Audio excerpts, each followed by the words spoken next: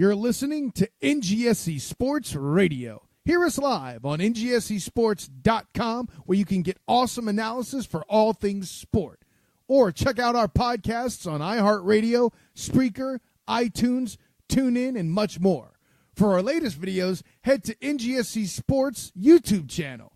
Follow us on Twitter at NGSC Sports and like us on Facebook. NGSC Sports. We never stop.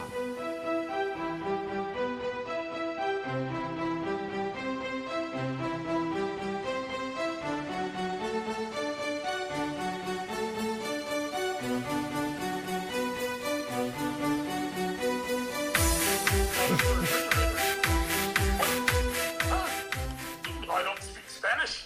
There's my bit. I'm done.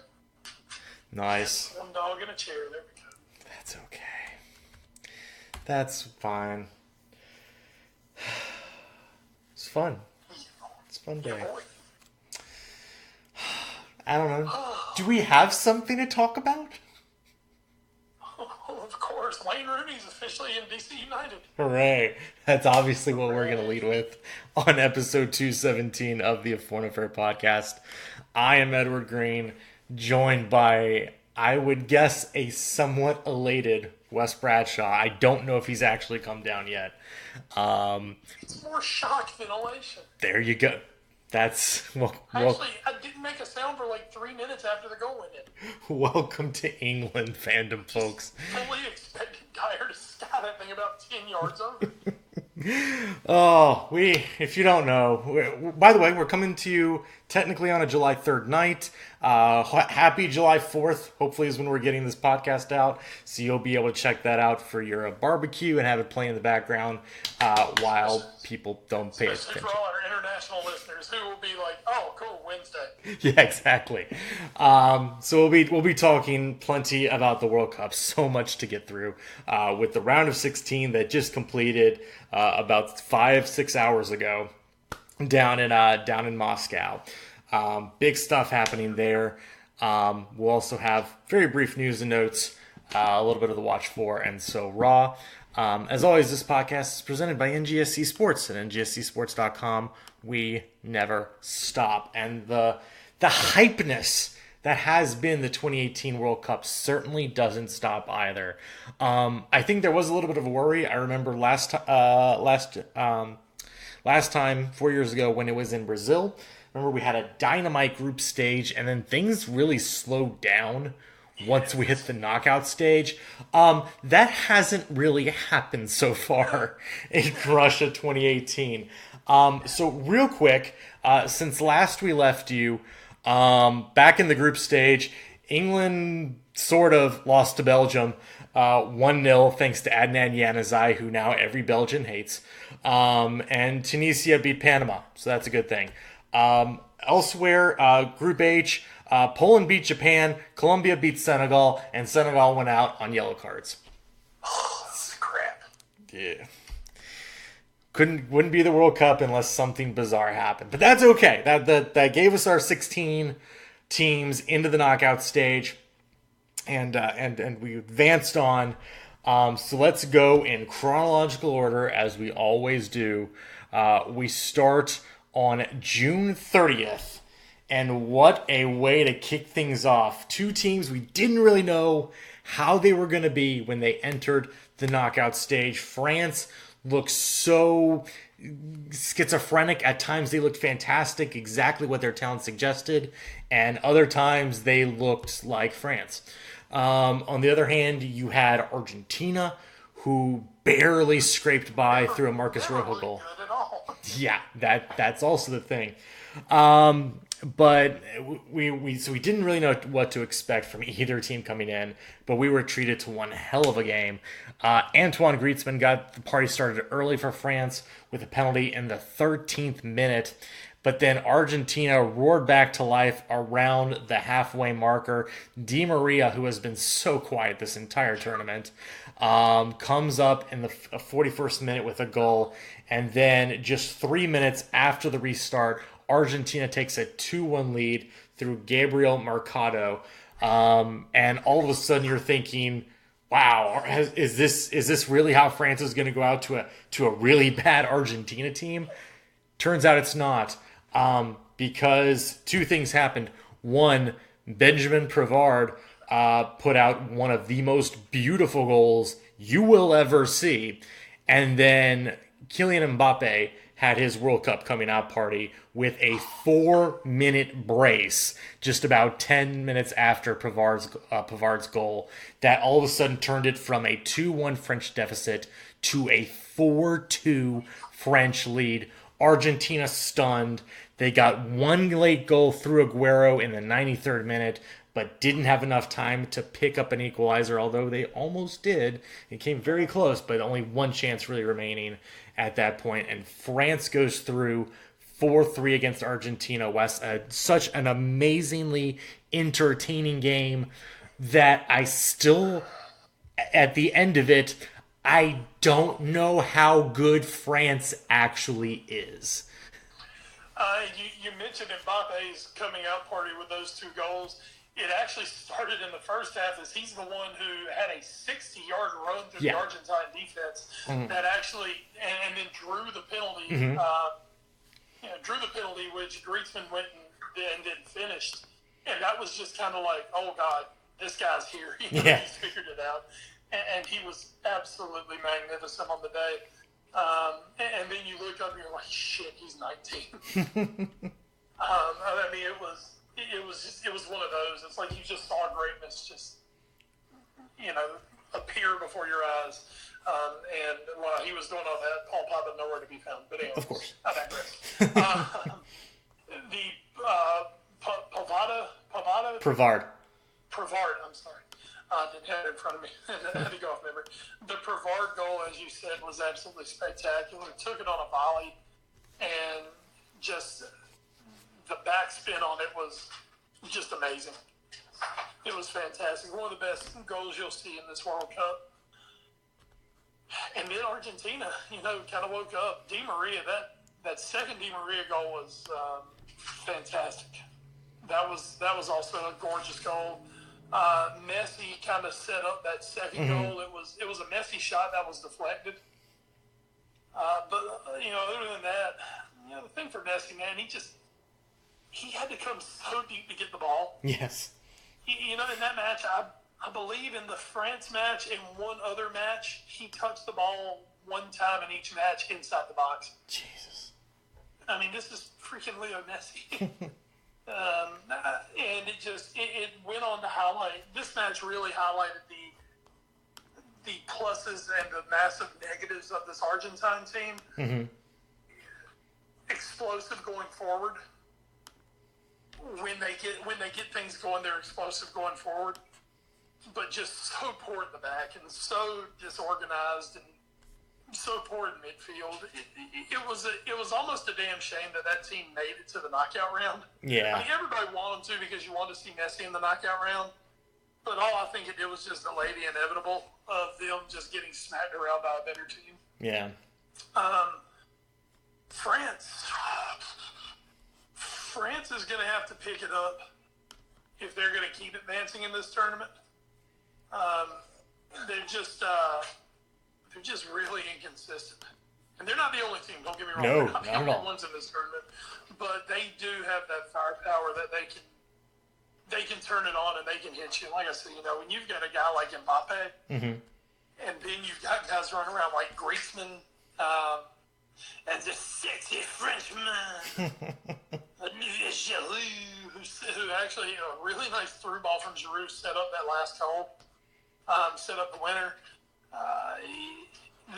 There's so many weapons on that French team. I mean, when you look at the French fullbacks, I mean, the ones that we knew going into this tournament, they're not playing. No. Ben Mendy's not playing. Yeah. He barely just came back. Yeah, but I think everyone was, Mendy will play. Mendy's the best one. Well, Mendy ain't playing, and these other guys, they're doing a great job. Yeah. The French they're loaded, man. We knew they were loaded. And it's scary how they can not click on all cylinders and it still just, it still comes off for them. Mm-hmm.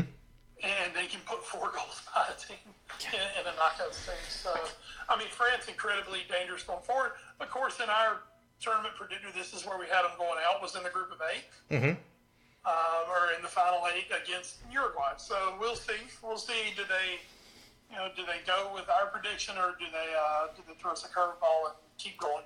I do think if they can keep going, though, they're a very dangerous draw for anybody. What sucks for them is kind of with everybody else, they've got to go through Brazil to get there. Yeah.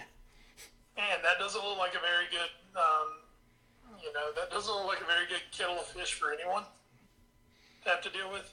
So we'll see what happens. But I think it was a deserved win by France. I think the French were better on the day. Sure.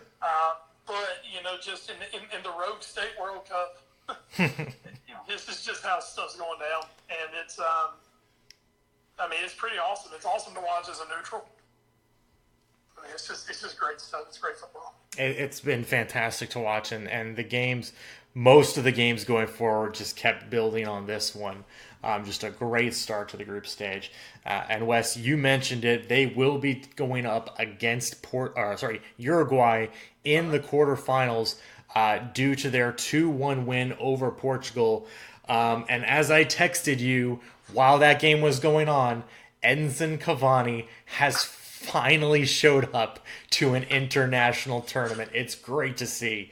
Cavani scored super early on a great give and go with Luis Suarez in the 7th minute. Uruguay, that defense has been so good. It continued to be good. But Portugal did strike back in the 55th minute through Pepe, because Pepe hands. But Uruguay undeterred. 7 minutes later, Cavani strikes again. This time puts Uruguay up for good. And Wes, you want to talk about dangerous teams? They do give up the goal to Portugal. This is a Uruguayan side who, that's the first goal they've given up the entire tournament so far. As we've said before, this is a very good defensive squad. And if Suarez and especially Cavani are going to be on, they do have an offense that can match up with a lot of teams. So when they go up against France, if they stifle that attack and stifle guys like Pogba, like Griezmann going forward, they do have guys who can score goals. This isn't a bunker down 10 men, pray we hit you on the counter. No, this is we win the ball in midfield. We have 2 guys who can go down to the other end and score on you. Absolutely. That's what makes them so difficult is, they play an old school 4-4-2 formation. They don't play the sexy football. They don't play the newfangled, the 4-3-3s, the 4-3-2, the 4-2-3-1s. They don't do that. They put their 2 big strikers up front, and they defend like hell, and they kill you in the midfield. I really, in this tournament, I think Uruguay are the most balanced team that there is. I would agree with that, yes. When you look at the guys up front, you look at the midfield, and then especially in the defense, they're extremely balanced. I don't think for anything they're the most talented team, but they are the most balanced. And that's what showed them through. They were better than Portugal. They were just better than Portugal on the day. I think Portugal were kind of fortunate to keep it at 2-1, and part of that was, I think, because Uruguay figured, hey, if we get 2 goals, we're winning. Yeah. And I think they just kind of shut it down at that point. And they very well deserved to go through. I don't think anyone was sold on Portugal anyway. It was, we knew they were limited. We knew it was, how far can Ronaldo take them, and the rest of the guys do the dirty work. And I think they just ran into a team that was kind of kryptonite for them. That's what I think. I think they just hit the wrong team. Yeah. At the wrong time. Well, and as you say, maybe you give them a France or something like that, where it's a little more open. They can do some things, but Uruguay is just wrong team, wrong time for Portugal. Well, and especially with as you're saying, because Uruguay is so balanced, if you don't have the horses to really go up against them, you don't have an obvious weakness to expose with them. So for Portugal, it was you kind of have to pray Ronaldo does something special, kind of like he did against Spain when they drew 3-3 with them. Otherwise, there's just not enough there. There's no weakness they could say, well, we're better in this area or we're better in this area. Because again, Ronaldo gets, granted, it takes kind of two guys to do it, but he gets kind of canceled out by Cavani and Suarez, especially this edition of Cavani and Suarez. So, yeah, just no obvious weaknesses, very balanced team. And if you want to, we can do a really quick preview now. As we go through, we'll do the two leading into each quarterfinal match. So now Uruguay, France, to play for the right to go to the semifinals. And Wes, with this, as you said, as unstable as France has been this tournament, I think I actually favor Uruguay in this one. Now, that doesn't mean they're absolutely going to win, because France could show up and put another 4 past Uruguay. Oh, yeah. But I think Uruguay has the stability to be able to knock France out of this tournament. I agree. And, kind of like with Portugal, this might be wrong team, wrong time for the French. Now, that said, as you said, France, definitely the firepower. If they're clicking and they're patient and they don't just try to shove this down Uruguay's throat, and they take what's given to them, and, all the good coach talk that we love, take what's given to you, all that good stuff. France can go out there and beat them, because if France can remain disciplined, they're a very good squad, on top of just being very talented. The thing with France is I don't trust France to be disciplined enough to really be able to break down Uruguay, unless they somehow catch them on a break, where, Mbappe is good enough to burn anybody on a break. And I am not in pick on Paul Pogba mode when I say this. I think by now you all know our thoughts on Paul Pogba. This is the kind of match where I can see Pogba taking half a dozen 35-yard shots. Because Pogba kind of gets into that mode. And, kind of as Pogba goes, sometimes it's how France goes, because he is the big creative force on that squad. And Pogba's shown that when a team wants to sit back and then cut off your space and not give you places to roam and not give you room to, play beautiful football. And also, don't forget Uruguay, they've got the dark arts. Yeah. They don't mind chopping you down and just leaving you a 40-yard, free kick. This is the kind of match that I could see Pogba getting really frustrated in.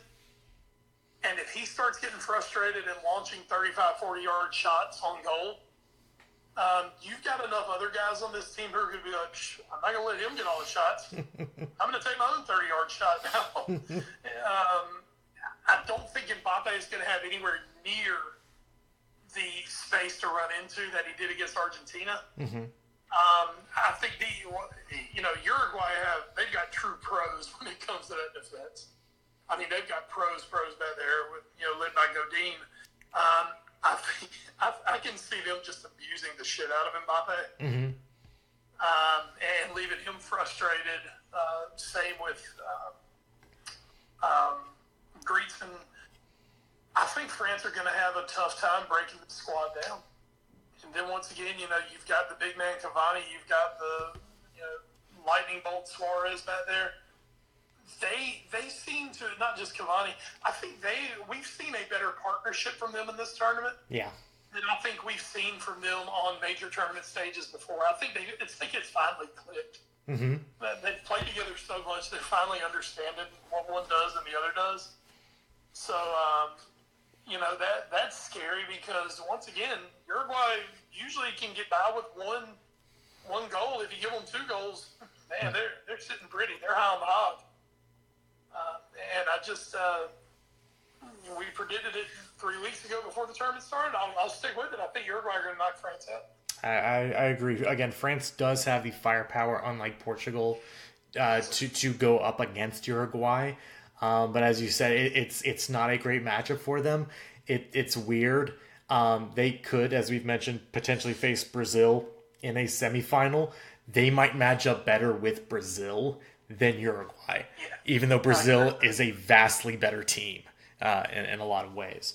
So very, very interesting setup there. But we will get to Brazil in a little bit. First, let's head to the games on July 1st and start with the first big upset, and really, I guess, the only true upset. Well, maybe one of two upsets, but certainly the biggest going into the round of 16. Spain, Russia in Moscow, big crowd, and just a terrible start though for the Russians. Ignashevich with the own goal gives Spain a 1-1 lead, but Gerard Piqué sort of loses his mind in the 40th minute, throws up his hands while trying to defend a cross, and the ball, a header, glances off his arm. Points to the spot does Bjorn Kuipers, our great Dutch referee, and for Russia, Artyom Zubia, who has been very big for Russia this entire tournament, slots home the 41st minute penalty, and then Russia for about the next, let's call it 90 minutes, played incredibly cynical, shitty football that got them to penalties. So, good on you guys. And in that one, Koke, who had a few chances in regulation to potentially win it for Spain, he missed a penalty. And then after Russia made all four of theirs, Iago Aspas came on for Spain and was not able to convert as well. Russia goes through 4-3 on penalties.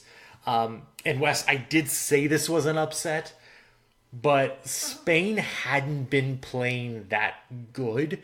I still think, and Russia is not a very good team, and they kind of showed that after 1-1 with how they had to play just to get it to penalties over the next 90 minutes. But as cynical and as much as I hated how they were playing, Spain never really was able to break them down. And it was one of those things that kind of reminded me of a lot of what we talked about in this year's Champions League when Barcelona went to Roma in the second leg of their match. And that's a lot how it looked like. Now, Roma scored 3 goals in that match, so it wasn't completely like that. But Spain played a lot at 1-1, how Barcelona did against Roma in that match, where there was no real sense of urgency. And they still kind of did the whole 1 million passes, that thing. I think with about 5 minutes to go, they were on the verge of eclipsing 1,000 passes completed, which is kind of nuts, even for a game that goes to extra time. But just so poor in the final third were Spain. And while I don't like how Russia got to penalties, it's hard for me to say, though, that they were not deserving of going through. Well, the thing about Spain is Spain passed side to side and backwards all day. Yeah. Spain never attacked the goal. Yeah. And here's the thing, Spain never looked comfortable in this tournament. Mm-hmm.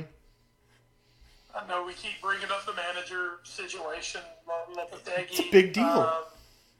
It was. Because I think he had an idea of what he was going to do. The thing was, this was a Spanish team that had 9 outfield players who were prepared to play the short passing game. Mm-hmm. And then they had Diego Costa. And that is not a shot one bit at Diego Costa. No, it's really not. Or the other 9 players. It's just that Diego Costa is a very direct... I mean, this is why the guy is perfect in England and for Atletico Madrid. Because they play that direct physical style where they get the ball into him, and it's all about, well, hey, let's get Diego opportunities in the box. That is not how this Spanish team was built at all. This is a Spain team that was basically built to play the false 9. Yeah. Kind of like they did when they won their World Cup in 2010. They did it with a false 9. They didn't do it with a traditional center forward. They passed, they moved, they passed, they moved. Well, the problem is, here they had all the pass and they had all the possession in the world, but they had no end product because they had no one to get it to. I mean, look at the goals Costa did score in this tournament, which were the majority of Spain's goals. I mean, none of them were really on plays or moves. They were all off rebounds, or they were kind of garbage goals. And once again, that's taking nothing away from Costa, because you know what? The guy is amazing at doing that stuff. Yeah. He's amazing when you put the ball up to him, and he can go and fight somebody for the ball, and he can get and he can fight with the ball in the box. But when you don't get him the ball in the box, what good is he?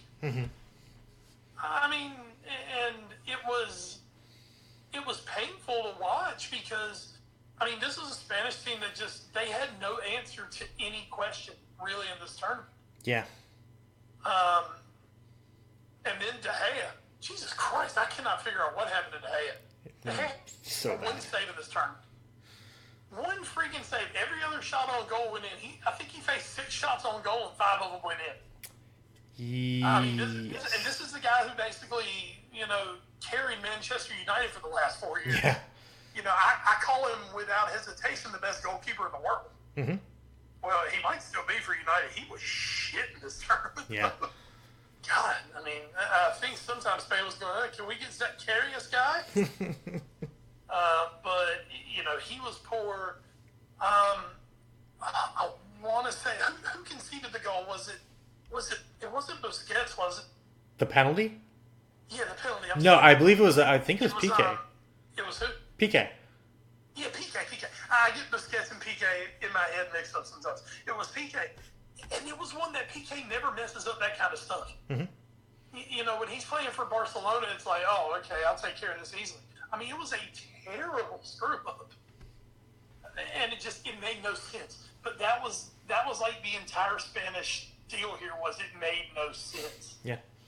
And deservedly, I mean, now Russia were nothing great. Russia are just riding this perfect wave of momentum. I think they're about to meet their match. We'll talk about that in a little bit. I think they're about to meet their match, but hell, at this point, why should I, expect anything different? But I mean, Russia wasn't great, but they got their goal and they said, "Hey, we're going to penalties. And whatever you want to do, you can throw whatever you want at us. We're not letting you score."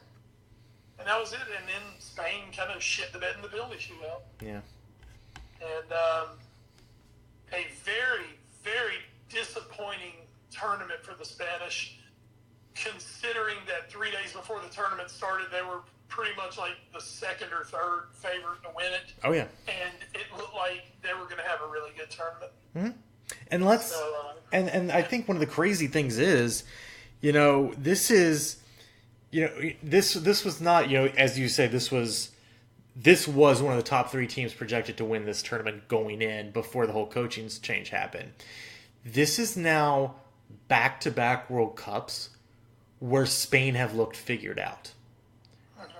They were very poor in Brazil, and they were even worse in Brazil than they were here. That's true.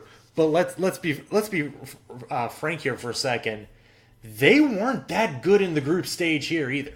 Like, they won the group, but they draw 3-3 with Portugal, giving up 2 horrendous goals in the process. They barely beat Iran 1-0, and then need a 91st minute equalizer against Morocco.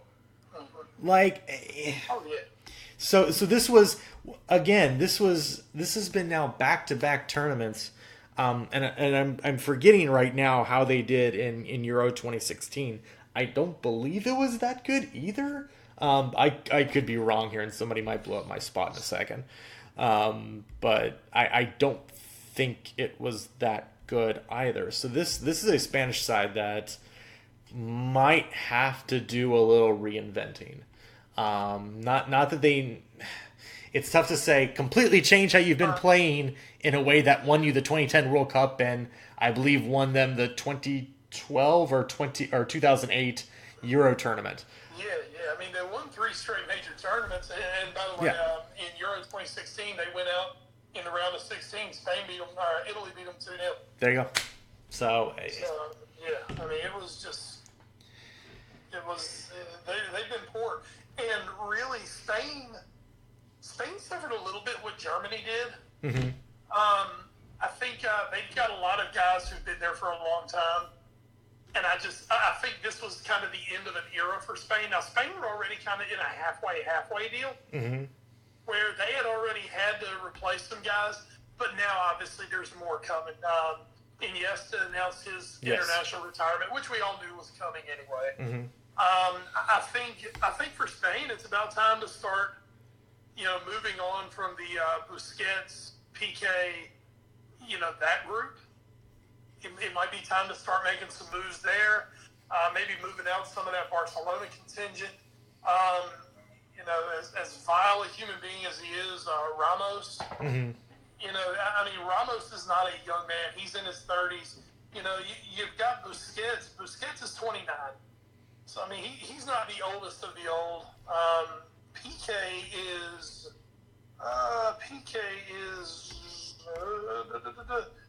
31. And Ramos is, I believe Ramos is older than both of them. I think Ramos is 32. Ramos is 32. Yeah. So, you're looking at guys that in 4 years, Ramos is going to be 36. PK is going to be 35. Busquets is going to be 34 or 33, 34 for the next World Cup. And that's kind of the big group toward the back for them. I think it's just time to start having a changing of the guard for this Spanish team. Hey. And they really need to figure out this managerial situation as well going forward. So I'm just going really quickly through their starting lineup for this match against Russia. As far as I can tell, I believe there are either one or two. I may have been wrong here, but there's either one or two players who will be under 30 by the next World Cup that were in this starting 11. So all of them might be gone. Who are you saying were the under 30 players? Let me look. It's not you. Is it you? Marco Asensio. Asensio's only 22. Yeah, Isco might be, depending on when his birthday is. Isco's like 26. Yeah, so I'm looking him up, but I believe he's 26. And Koke is also 26. Everyone else will be over 30. They're both going to be 30 for the next one then. So. Yeah. And 30's not a bad age, but, Jordi Alba is 29. Yeah. It's just, Costa, obviously, unless you want to build your next run around Costa. Who's 29 now. Yeah, who's 29, exactly. Unless you want to build around that, which I don't know why you would, that's the thing for them. It's going to be an extremely important managerial hire because I think Spanish football needs a new identity. Yeah. Tiki-taka's dead. It just is. It died with Xavi. In a international competition, I think you're right. Yeah. People have figured it out. What made them so special playing tiki-taka was Xavi Hernandez and Jesus God. Iniesta, yeah. Those two together made tiki-taka. It was perfect for them because they were so damn good at it. Xavi's gone, Iniesta's gone. It's time for a fresh idea. And here's the thing. When you look at the rest of that Spanish roster, you start with Asensio, you start with Lucas Vazquez. Buddy, they are talented. Yes. They are extremely talented. Liverpool have reportedly offered basically Coutinho money for Asensio. And are getting told, hell no. Absolutely not. So, that shows you how much Madrid value Asensio. Lucas Vazquez is on top of everybody's radar at this point. There's just, they've got so much good young talent.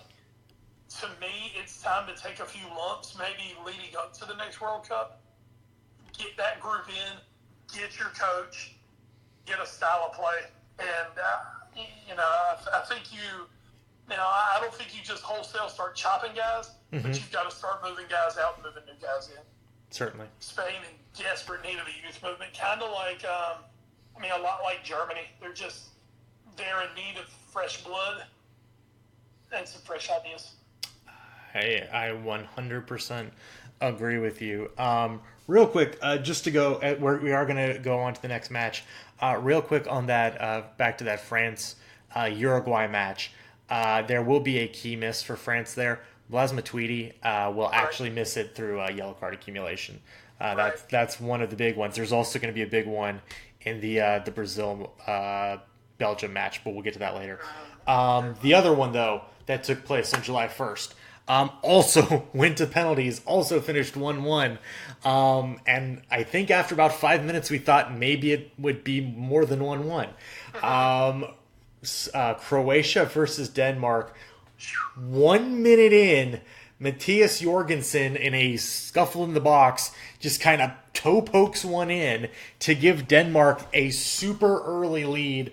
Shades of the United States versus Ghana 4 years ago in Brazil, with Clint Dempsey scoring within 30 seconds. I mean, this was unbelievable start for Denmark.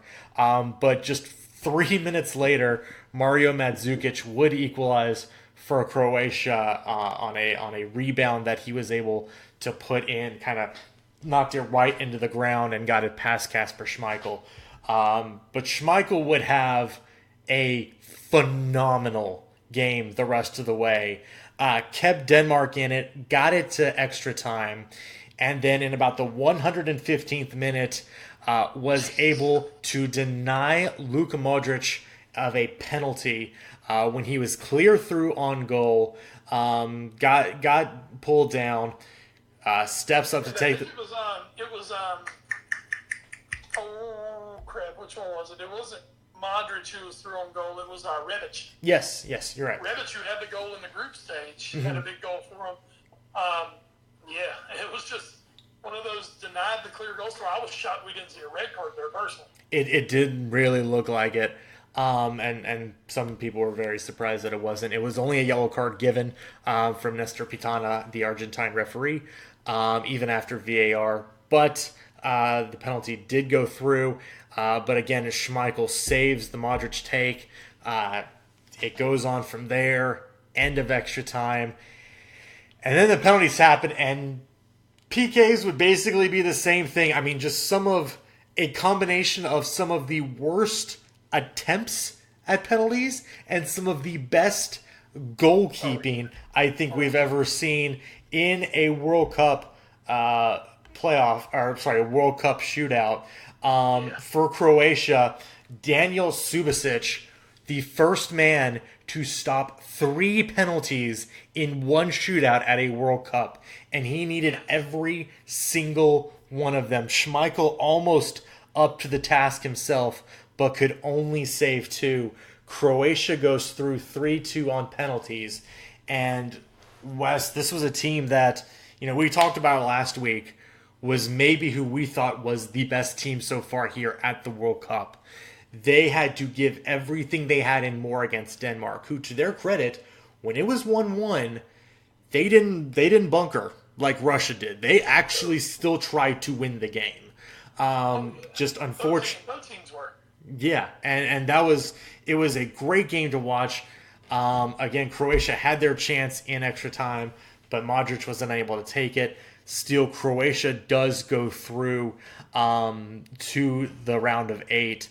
And Wes, does this change anything in your mind about Croatia's standing? They had such a great group stage, and then a very tough game against a Danish side that we didn't think would give them too much trouble. No, it doesn't change anything. Okay. Part of it's because of what the rest of the group looks like right Fair. now. That's true. Yes. Yes. No, I thought it was I thought this match came down to, I thought it was 2 of the best goalkeeping performances I've ever seen in a World Cup. Oh my God. Yes. Especially both guys giving up those early goals. Mm-hmm. And you're sitting there thinking, God, it's going to be a shootout. No, Schmeichel and Subasic, I mean, they were standing, to borrow a term from hockey, they stood on their heads. Yes, they did.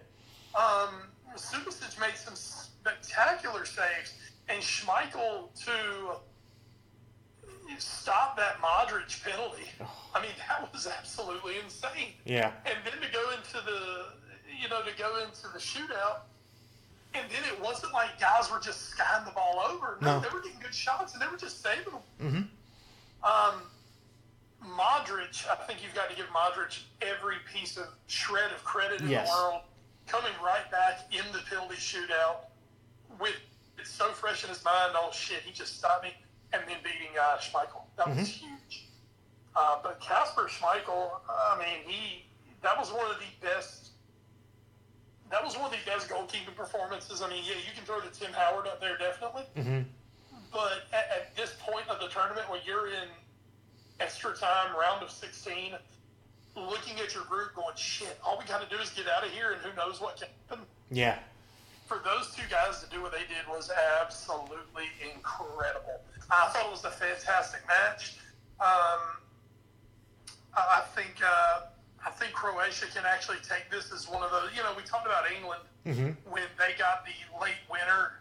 That seems to have obviously given them confidence going forward.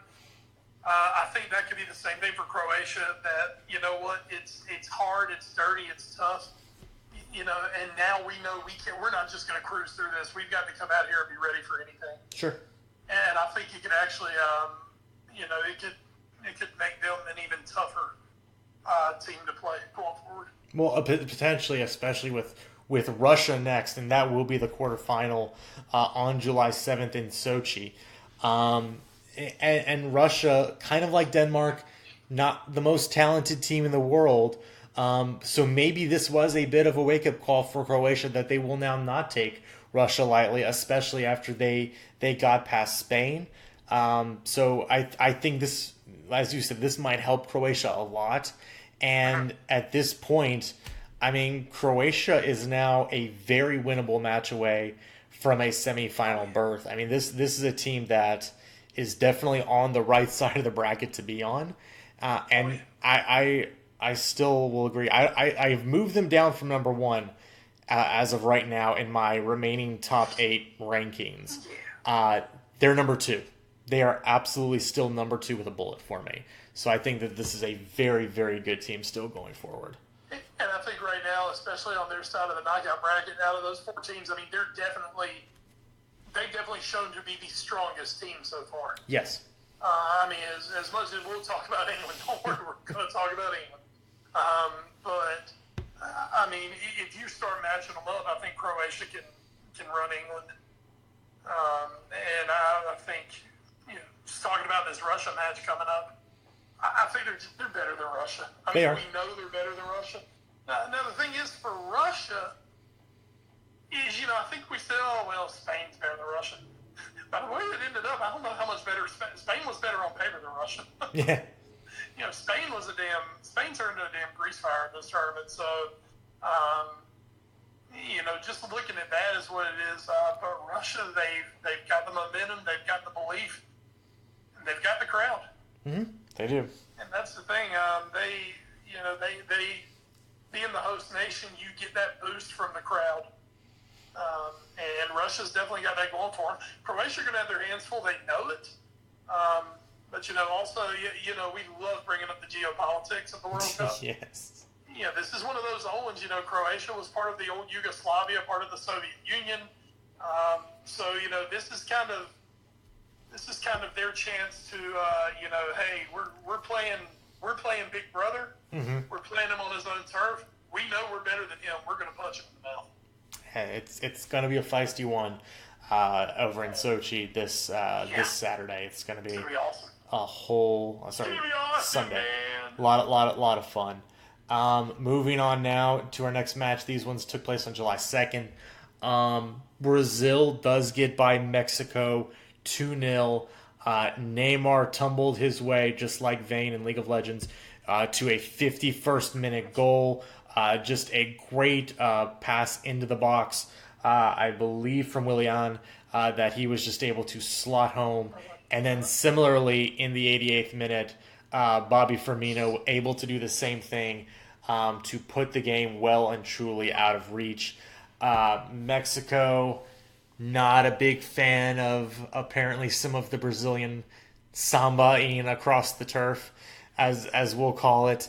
Although I also believe that Mexico should have probably played the last roughly half hour with 10 men, and we're very, very fortunate to not see who was it?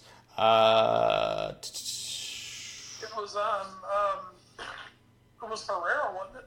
No, I didn't think it was Herrera. Or was it Guardado? I don't remember at this point.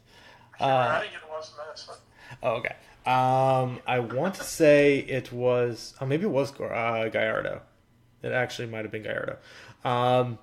Either way, just a bit of a stamp on Neymar's ankle after he was already on the ground.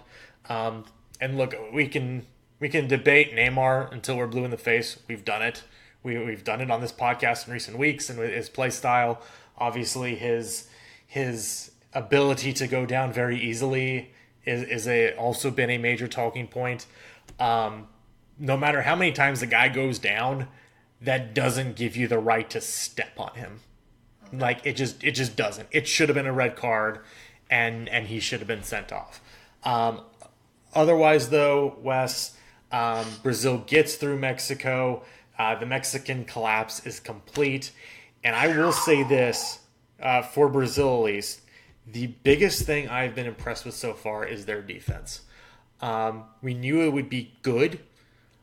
It's been, I think, very, very, very good this tournament. And it's the reason why I now think they're the best team here so far, as we've hit the round of 8. I have them just above Croatia. I think they're starting to click. I think they're starting to come together, and I think they should now be they are the odds-on favorites to win this World Cup. Just, again, very impressed, though, with their defensive capabilities so far through 4 matches. Absolutely. They were our pick to win it. Yes. I think we argued a little bit. I was kind of on Brazil. I was on the bandwagon from the beginning. Yes. Obviously, I'm on the England one now, but Jesus. God. And Brazil were good. I mean, Brazil did everything they needed to win. Mm-hmm. Neymar is just, God. I mean, it's like he missed the entire spring. Yeah. So he's like, I've got to make up for what everyone's missed. I've got to get all my flopping in. I mean, the guy looks like a damn fish on the end of a line. Mm-hmm. And it's ridiculous. It's borderline ridiculous. It slows. You know, I think it actually hurts Brazil some. Yeah. Because it slows the flow of what they can do. You know, they'll get things going, and the next thing you know, here's Neymar screaming like a sniper's hit him. And all it is just, you know, somebody accidentally clicked his heel. And he's got to scream like, you know, they've cut his damn right leg off. Oh, man.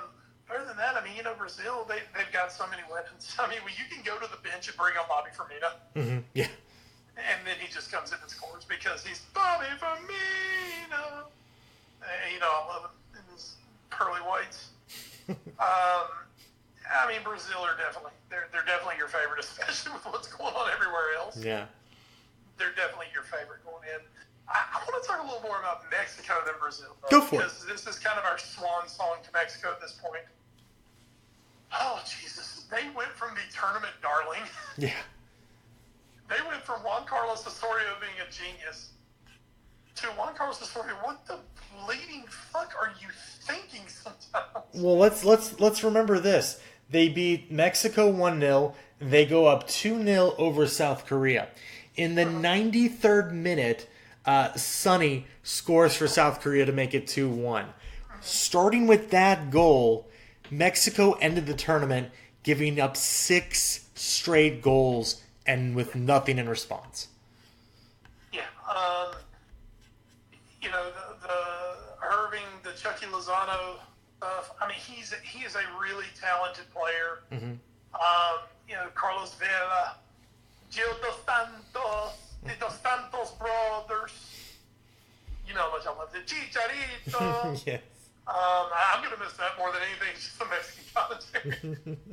But, you know, with those attacking guys, they can do a lot of things. But, man, Osorio just does some weird shit in setting this team up sometimes. It's like, okay, everybody knows what our strengths are, so we're not going to to do that. We're going to zig them and try something else. And by doing it, we're going to take away our biggest strength. Yeah. And that's kind of what Mexico did to themselves. In this one, for whatever unbeknown to God reason, Osorio decides, I'm going to start Rafa Marquez. Even though all he's been doing is coming on for like the last 15 minutes of games. You're going to start him on a day where it's like 98 degrees, and I think he made it to halftime. Yeah. So you have to make a sub of a defender. And a defender, too, who is old and slow. And yes, Marquez is old. He's 39. Yeah. I mean, it's a cool story, you know. He's played in 4 World Cups now. That's awesome. And he has finally retired from international soccer. That has been confirmed. But, you know, that was just one weird one. And the fact he never, I don't think either Dos Santos brother ever played. Gio might have. Jonathan did come in as a substitute in the Brazil game. Okay. But that was it. You know, you got the Dos Santos brothers who can offer you something. You never use them. It was just, man, it was a really strange, sudden decision-making from Juan Carlos Osorio, who most likely is out of a job. Yeah, I would imagine so. I mean, if something about Mexico, man, they found some damn characters to be the manager. I mean, that's the thing about them, man. You know, they find these, and don't get me wrong, they find these talented managers. They're talented, but they're like loose cannons. Mm-hmm. And when everything's going good, it's awesome. But as soon as someone has to make a tough decision, it's like, oh, shit the bed. You know, I mean, they're basically, you know, they're thanking South Korea for them not blowing, being the first ever 6-point team to not make it. Yeah. I mean, there's just so many little things that, yes, Mexico were the darlings, and it was because they beat Germany, which we later saw. I mean, yeah, that was great, but it wasn't. Yeah. It wasn't quite the result it looked to be at first. Just kind of you know, Dennis Hopper said in Apocalypse Now, he said, you know, the world's not going to end with a bang, it's going to end with a whimper. Mm-hmm. And that was kind of how this went.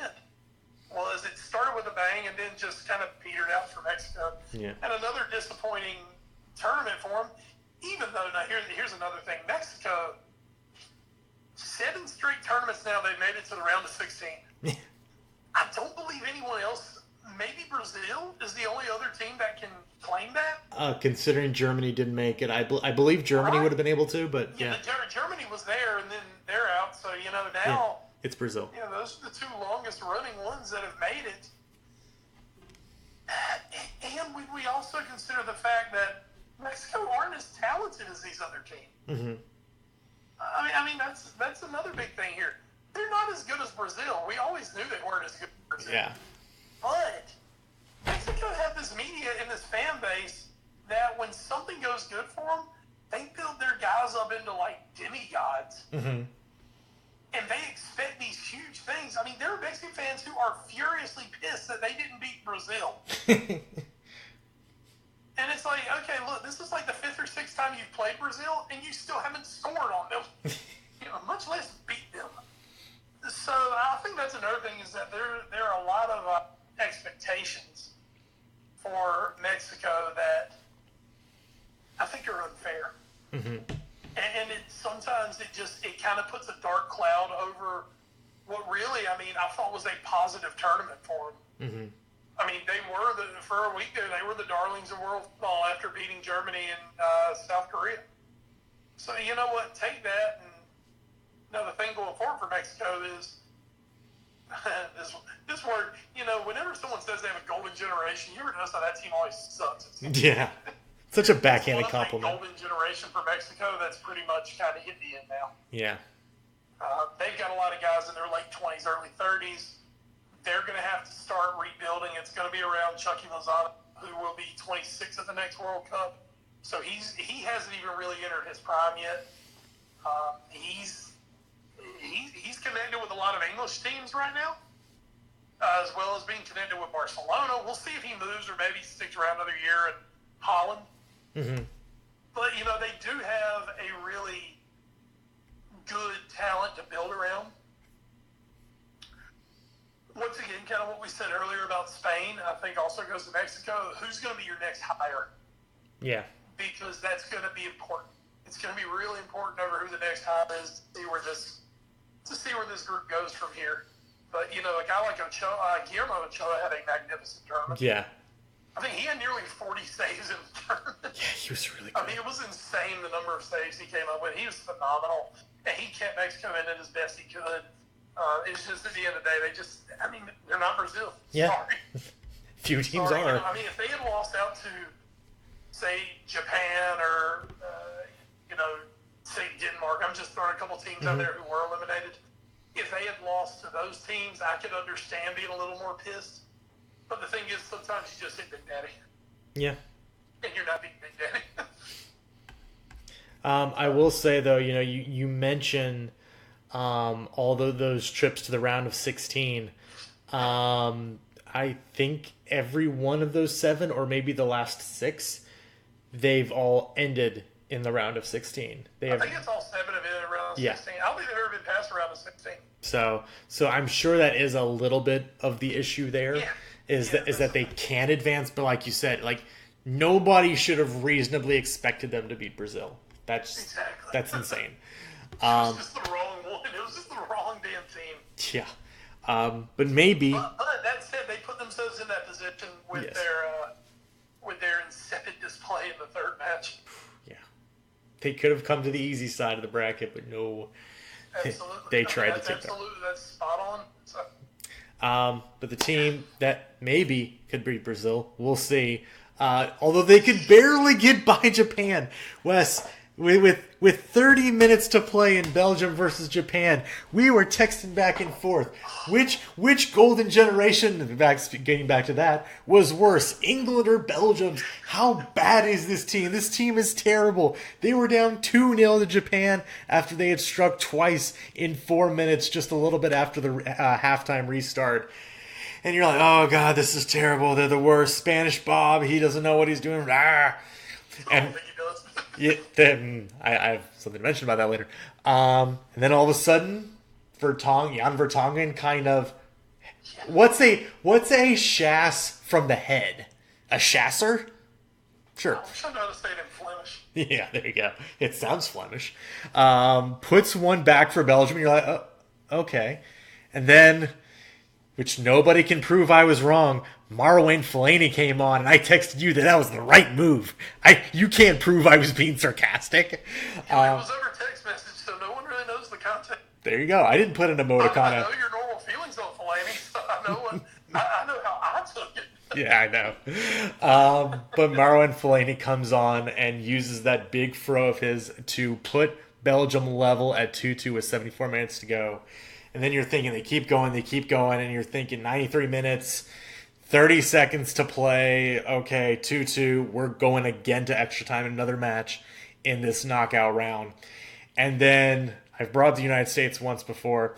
My mind immediately goes back to 2010 when they played Algeria in their final match of the group stage, when it goes Howard quickly upfield to somehow get a goal, and everybody's rushing forward, and it ends with Landon Donovan putting in a rebound. That's basically what Belgium just did to destroy Japanese hearts. The Dolphin himself, Nasser Chadli, ends the build-up with the last kick of the game to put Belgium through 3-2, where they will have a quarterfinal date with Brazil. And Wes, this was a team that sort of kind of coasted through the group stage. And we've talked a lot about, for Croatia and England, about how matches can, sort of galvanize you and give you that mental edge. This is a Belgium team that has been disappointing in their last 2 major tournaments with where they've gone out. This was a huge mental game for them, that they came back from down 2-0 with about 20 minutes to play. I as much crap as we've given Belgium, and as much crap as we were giving them during that game, that was one hell of a comeback. It was. I mean, everything just came together for them, and they rolled. And that's the thing. Everything came together. Part of that too, though, is, you know, Japan, and we talked about this earlier, because Japan, you know, the fact that they didn't win their group is because Japan got very conservative and sat back. Yep. And that's exactly what happened here. Up 2-0, you know, yeah, I guess you feel your best option is to, you know, go and defend. But that's exactly what happened, is they got just too complacent. Excuse me. Woo, it's a long day. They got too complacent, and then Belgium it clicked. They found space. They turned it on. And Belgium are an extremely explosive group. We've known that. There's zero denying that. Belgium are very explosive. And it finally came together. And they found the back of the net. And right there at the end of the match, they were able to find a winner. And it's huge for Belgium. Yeah. You know, we talk about winning matches late, that it kind of gives you that little mental extra. But I hate the fact that Belgium basically took the first 70 minutes off. Yeah. That's the problem. Which is kind of also what they did against Panama in game when they took about the first half off and then scored 3 goals in the second half to get past them. Yeah. So. I mean, that's exactly it. I am going to say a tweet, and I wish I could call him good friend of the pod, and that he was actually like my friend, even though he's liked and retweeted quite a few of my tweets. We're not actually friends. I wish we were. But one at Tom Edwards, who used to work, I believe, for the Telegram. Yes, we used to work at the Telegraph. He's now the digital director at Marlin PR. Used to do a bunch of soccer stuff. Put out a tweet after the Fellaini goal. Said, makes you wonder why Belgium didn't just do cross it to the tall lads tactics from the beginning. And my immediate response to him was, I'll give you a hint. It starts with an R and ends with Oberto Martinez. And that's obviously joke. But in a lot of ways, that's kind of the answer. Like Belgium, they were trying to play one style, and Martinez almost waited too late to change it up and try something else. Because their initial way of playing clearly was not working against that very well organized Japanese defense. But hey, put some big guys in there, put another tall guy in there with Lukaku, and then just let him out-jump people. And it's kind of bonkers. You know, we just talked about the Mexican coach making some weird decisions. Martinez kind of got away with one in this game. He did. And, you know, Martinez has... The thing is, and now that's a lot of just a Martinez thing. Managers are struggling with the way they want to play. True. Trust me, I live with Jurgen Klopp. Yeah. You know, plan B is to keep doing plan A. And for him, and you know, the thing is, you hate to abandon plan A because you don't want to be seen. You know, if he had gone 15 minutes earlier to Fellaini and they end up losing, everybody's like, abandon what you were doing. It's one of those, you're damned if you... Here's the deal being a manager. The only time you do shit right is when you win. Mm-hmm. That's true. Yeah. any other time, nobody gives a shit. They're going to criticize you one way or the other. You know, oh, you waited, you did it too early. Oh, you waited too late. Oh, you didn't make the change. Oh, you should have made a change. You know, the only thing that matters at the end of the day is that you win. And for Martinez, much like many other managers, they, especially if they like what they're seeing from their team, even if something's happening, they don't want to go away from it. It's one of those, oh, well, I think if we keep doing this, something will happen. Something will happen. But then eventually you get to that point, it's like, shit, you know, break glass in case of fire. And I think that's where it had finally gotten to, where he finally saw, damn it, this isn't working. I've got to do something different. And, you know, you go to the big man.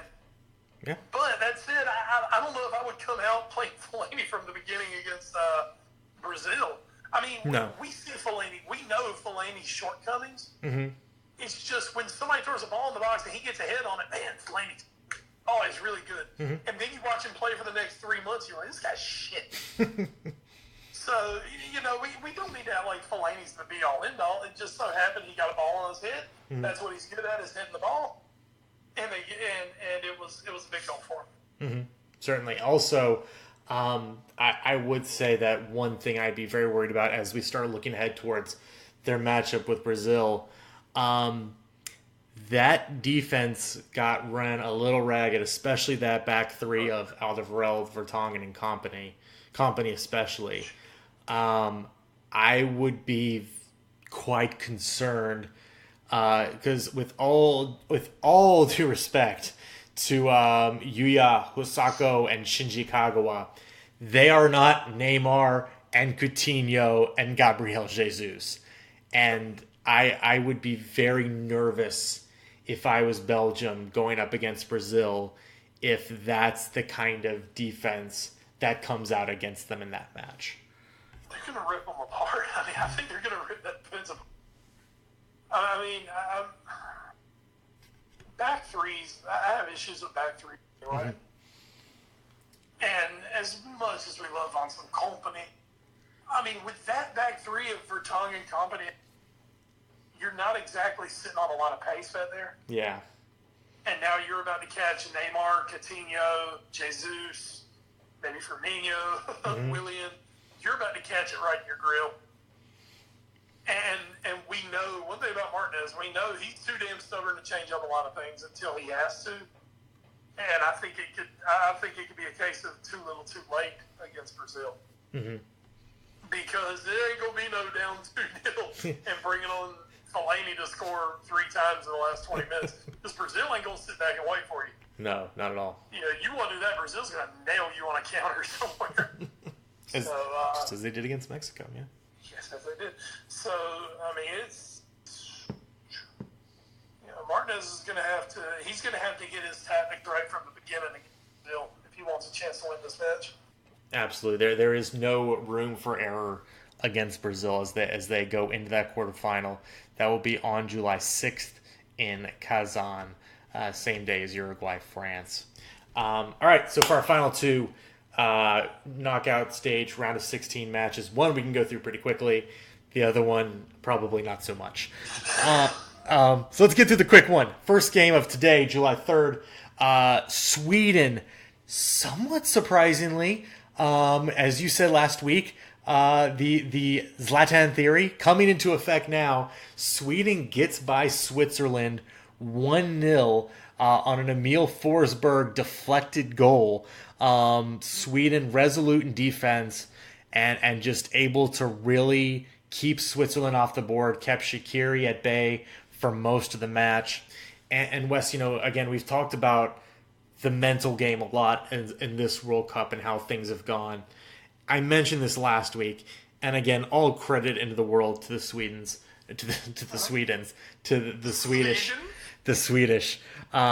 to lose the way they did against Germany, to come back just a few days later, destroy Mexico, and then come out in a game that you were not the favorites in and beat Switzerland 1-0. That's, again, super impressive by them. I'm not sold on this team being that good. I am sold on them being mentally tough and just finding ways to win. And as we will get through, as we talk about the England match in a little bit, I think they can give England a game. Again, they're not super talented, but there's no give up in these guys. And just, again, from the mental aspect, I've been super impressed by them this tournament. Very much. I mean, they are a very, God, I don't want to say drab. No. That's not what I mean when I say it, but I mean, this is not a team that's driven by star players. Mm-hmm.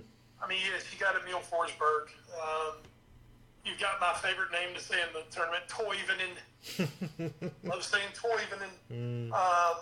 Toivonen. But Toivonen didn't play for Sweden? Yes. No, he did. You're right. Okay, good. I was right there. Yeah.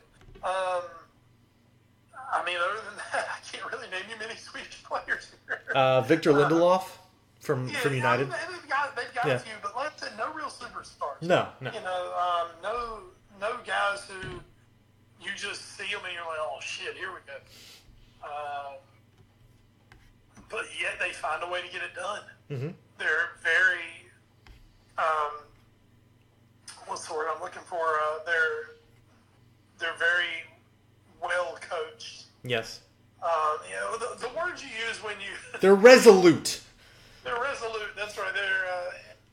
All these things you want to say when the team isn't actually that good, but they win. Exactly. You know, they're well put together. There you go. All those words we used about the 2000 Ravens if the Ravens weren't good at defense. Oh, damn it, they had Ray Lewis, who was the baddest motherfucker on earth. There. And had a true body count. So. And allegedly. Allegedly. That's right. I'm a Ray Lewis. I'm the biggest Ray Lewis fan, you know. So, you know, I always apologize for Ray. But that said, I do think this is still a very limited team. Yes, certainly. They don't have a guy who they can really count on to score a goal. They've been fortunate that somebody's been able to find one. Mm-hmm. Again, not a clean goal against Switzerland, certainly. No. But I mean, that's it. That's, you know, sometimes that's what teams like that need. You know, you need that bit of luck. You need that bit of, you know, that desire to show through. And, you know, one thing, I'll give you another one. You know, Sweden, they love playing for the shirt. There you go. You know, they are as you said, they are resolute. They're very spirited. And you know, we'll talk a little bit more about the upcoming match, but I mean, it's not going to be an easy quarterfinal for England. No. You know, Sweden used to kind of be England's bogey team. Yeah, lost 2 straight, I think. I think England have actually got them 3 in the last 4. Uh-huh. But for a long time there, Sweden really had England's number. Mm-hmm. So it was always, we're playing Sweden. Damn it. What the hell? How did we lose to these guys? But, I mean, give Sweden all the credit in the world because I think a lot of people thought we were going to be Switzerland in the next round. Big ups to Sweden. They got it done. And, you know, they as we said, they kicked the shit out of Mexico. Mm-hmm. So we know things can happen. But they're riding a wave right now, and they're in a good spot. And they're a win away from a semifinal. Shocking as that is, as the Zlatan Ewing theory is getting that much closer to coming true. And just real quick, another running theme in the way things have gone. What side you are in the bracket? Sweden could have played Brazil, and instead they got Switzerland. So, you know, but Switzerland drew Brazil, so it's fine. It's basically the same thing. All right, enough about that match though.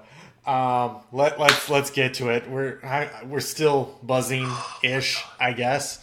I'm actually watching the replay right now on FS2. We just started the second extra time period. So oh boy. I might vomit in a few minutes just having to read. Oh, don't do that. Or do. I don't care. Great podcasting. Yeah, good visual. Colombia, England, 1-1. Captain Kane earns a penalty by being absolutely hog-tied or hog-wrestled to the ground, I guess we'll call it, in the 56th minute to earn a penalty for England. Thank God they're calling that at this World Cup because this has just been stupid. Kane earns the penalty, steps up, as they said, Harry Kane from Tottenham, David Ospina from Arsenal. Kane coolly puts it right down the middle, beats Ospina as he went to his right, and got England up 1-0 with about 30 minutes from the quarterfinals. And it looked good. England, they were resolute in defense. They were very strong.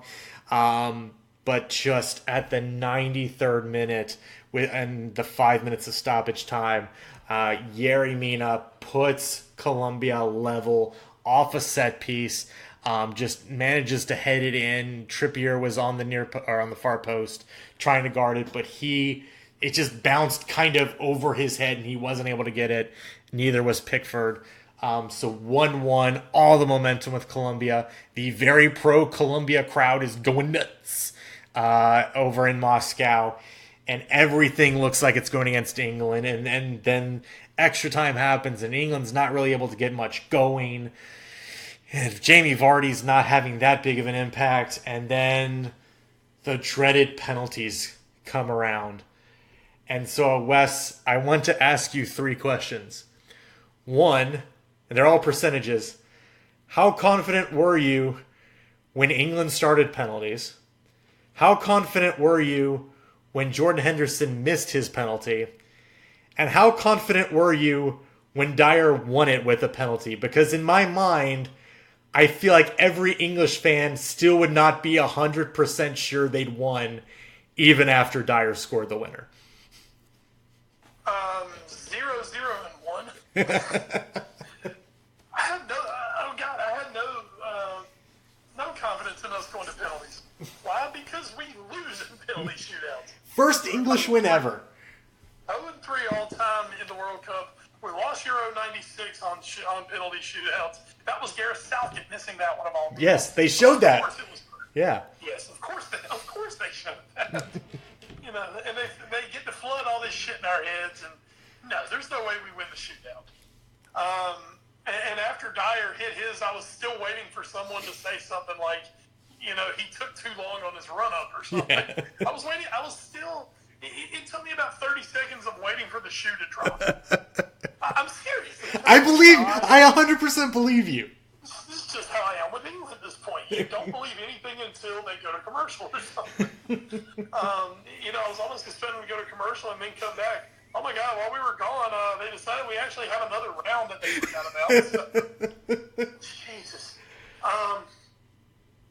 No, and when Henderson missed his, oh my God, I was devastated. All I could say when Henderson was up there was like, because once again, I didn't think we were going to win the shootout. I think we were going to lose the shootout. So I'm like, just don't let Jordan be the one. Don't let Jordan be the one. Don't let Jordan. Shit. Yeah. And then Jordan missed. I was like, motherfucker, I'm going to have to hear him talk about Jordan missing it. And now it's going to be on us. God dang it. The one damn Liverpool player who's playing. And now they're going to blame Liverpool for England. So I was devastated when Henderson missed. And then Homeboy stepped up and hit the woodwork, and I was like, God, now they're just doing this shit to piss us off. Just give you that little ray of hope. Yeah, exactly. It's like, thanks a lot, assholes. And then Jordan Pickford, who I have derided Jordan Pickford being too fucking short. Yes. You and Thibaut Courtois, apparently. And he's got these little T-Rex arms. And somehow, he got that T-Rex arm up and got hold of the net. Yeah. And I still have no idea how he did it. Literally had to reach back to do it. I mean, it was an amazing save of a penalty. Mm-hmm. I mean, they wrong weighted him, and then he's reaching back. Oh my God! It was just, it was like hell on earth as the ball was in the air. Mm-hmm. So, and then Dyer comes up. Oh my God! All he needs one.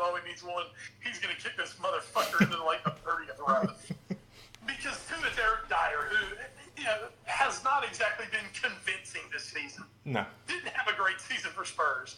Looked like shit against Belgium. Mm-hmm. I'm like, of course it's fucking Dyer. I'm sitting here like, where's Jamie Vardy? Why isn't Vardy taking a penalty? Why isn't Lingard taking a penalty? Where's Rashford? Well, Rashford hit the second penalty. Oh, you're right. My bad. You're right. You're exactly right. Sorry. Rashford actually hit. I figured Rashford was going to sky his somewhere. So, but I'm like, why the fuck is Eric Dyer up here? Damn it, we can win right now. Now we're going to fuck around and we're going to end up losing. I figured we were going to lose like 9 pounds or something. I think it was going to be one of those. So it could be extra heartbreaking. Oh, my God. And then Dyer's shot went in. And literally, I'm watching it. Yeah, that's right. Very safe driver here. Yeah. Living and dying with England while I drive. That's great. Literally living and dying. Yes, literally living and dying. I mean, I watched the entire, the last 20 minutes, which included the Yerry Mina header. I watched the entire overtime. While they were playing the extra period, I was getting blood drawn. When he said make a fist to He's like, wow, that was quick. Yeah. He's like, your veins are just popping out all over the place. I'm like, yeah, I'm watching England. No shit. So, I'm driving home, and Dyer hits it, and I don't think I made a sound for like a minute. I don't think I smiled. I don't think I blinked. I remember where I was on 258. I mean, I remember when we went out, I was just like, oh my God. What the fuck? When's the shoe going to drop? I mean, it took me like 2 minutes to finally be like, oh my sweet baby Jesus, we did it. What the blithering fuck we did. And I mean, I've been on top of the moon since. I listened to Talk Sport for like an hour afterwards. It's just, it's one of those, I mean, it's an amazing win. It should have never gotten to where it got to. No. That said, all the credit in the world to Yerry Mina, who's been fantastic in this tournament. Man, it's almost like, he could have played for Barcelona and maybe helped them some this year. Maybe. But no, we got to play Busquets. Of course. And Piqué. Whatever. But Mina got that header in. That was fantastic for him. This match, actually, and Ed, I didn't tell you earlier, there's so raw this week because I haven't had time to watch anything yet. Yeah, it's big World Cup week. And it's Tuesday night, so usually that's true. Be Monday night and off Tuesday. Usually I catch up on one Tuesday night and then watch the other on Wednesday. And so I'm actually missing the damn SmackDown tonight too. So, this was so raw for the week. Yes. 36 fouls, 8 yellow cards in this match. Yeah. The fact that Barrows did not go off after headbutting Jordan Henderson in the face. Bizarre. In the face. Yeah. I mean, still shocks me that he was on the feet at the end of the match. To all the people who like to compare Henderson and his reaction to Neymar, shut the fuck up. It's literally not even close. This I mean, that was like a straight up teeth rattler. He went low and came like up into the bottom of his jaw. It's like shit. I would have been checking to make sure my teeth were still there. It's bizarre. Anyway, yeah, it was that. It was just to quote one of your favorite words. It got a little chippy out there. There was the one I told you where more than a wee bit chippy. Yeah, there was the one where Cuadrado and Maguire got a little pushy-shovey down by a corner flag, and as I told you, Cuadrado is lucky Harry Maguire isn't Sergio Ramos and just fell down, and instead Maguire's proper hard and kind of shoved back. And then also decided not to. Yeah. Very. Yeah, I mean, it was a very ill-tempered match. Like I said, still very similar. And they went through a point there right after the England penalty where obviously Colombia were furious, even though it was a clear fucking penalty all day. It's bizarre. I mean, Jesus. But they went through a few-minute period where it's like half their team got yellow cards. And they made the point of saying on TV, he's going to keep giving these cards out until somebody either goes. So Colombia finally kind of took the hint, but it was a very ill-tempered. Apparently, at halftime in the tunnel, one of the assistant coaches shoved Raheem Sterling. I mean, I'm sure he missed his mark, but anyway. Don't get me started on Sterling again. But it was a very ill-tempered, and it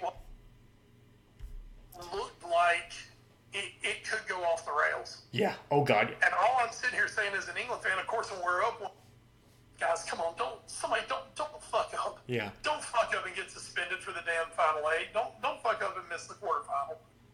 And I think England are okay going into the quarterfinal, actually. They don't have anybody suspended, but it was just...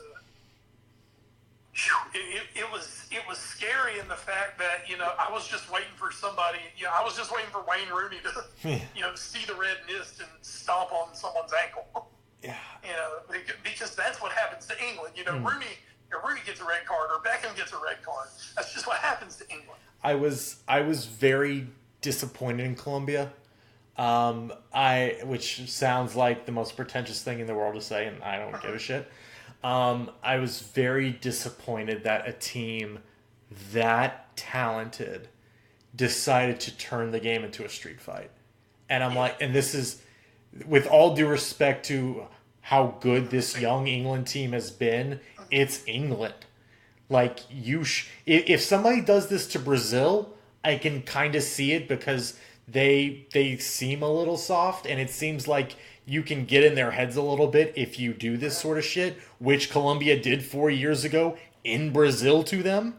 I think this was just stupid against England, and I hated it because I thought we could have had a wonderful match, and they shit on it. And as you said, Mark Geiger, the U.S. ref, nearly lost, I think, complete control of the game. Was barely hanging on to it by a thread. Colombia, for about the last 20 minutes of regulation, did sort of pick it up and play normal football again. But I was for stretches, I was like, Colombia might not finish this game with 9 men on the pitch. Because literally after every call, somebody's getting up in Geiger's face, and it's like, what are you doing? I was, it just really bothered me that the game just completely devolved like that. And also, you know what? I think we didn't mention have Ross over it. James, their best player, did not play. He was unavailable for the match due to an injury picked up in the last one. And that does kind of change the way Colombia plays because they lose that creativity and that creative force. So that was definitely something in it, but I totally agree with you. You know, this is a Colombia team that can play good football when they want to.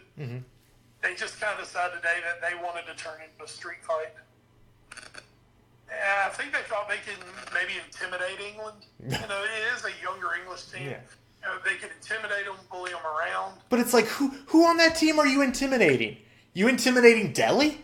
You intimidating Harry Kane? You intimidating Jordan Henderson? Like, you're not intimidating Harry Maguire. We saw that. Like, who? Yeah. Kyle Walker, Kieran Trippier? You intimidating those guys? Fuck off. It's like Cal Naughton Jr. would say, I'm confused by your tactics. a lot of Talladega Nights today. But overall, though, great win for England. A barely believable, as we'd say, win for England. And now, Wes, looking forward, you know, we talked about Sweden. This is a very winnable quarterfinal game, though, for England. It is. Which is scary to talk about, I guess. Well, in my soccer watching lifetime, they've never been past it. The last time England were in a semifinal of a major tournament was Italia 90, which they lost on Penalty kicks. Yay! Yay! That was the first of the heartbreak to come. But I'm gonna tell you, man. You know, right now there's a feel-good factor around this England team, and part of it is because this English team is likable. Yeah. You know, we were talking about golden generations yesterday. We were texting back and forth, and you know, they had these England squads in the early 2000s, in the mid 2000s. They had these big names. You know, they had all the names. I mean, God, they had Beckham. Beckham's the biggest name in world football, even though he's not the best player. He's the biggest name. You had Beckham. You had Lampard. You had Rooney. You had Gerrard. You had Terry. You had Ferdinand. You had that fucking rat boy Gary Neville. You know, you had all these guys, and every one of them was a, quote, superstar. And you know what? Those were all really, really top players. But every one of them had their damn baggage. Yeah. You know, Beckham was the pretty boy who wasn't tough enough. You know, Stevie had a temper. You know, Lampard, they call him fat. I wish I could be as fat as Frank Lampard. Swear to God, it's great to be fat and still have a killer cut and a six-pack. Yeah. You know, John Terry. Do we even need to remind you about John Terry? Nope. I mean, John Terry originated the phrase, how'd you like? People in this country don't know where that came from. It's because of John Terry. Yes. Rio Ferdinand was a controversial figure.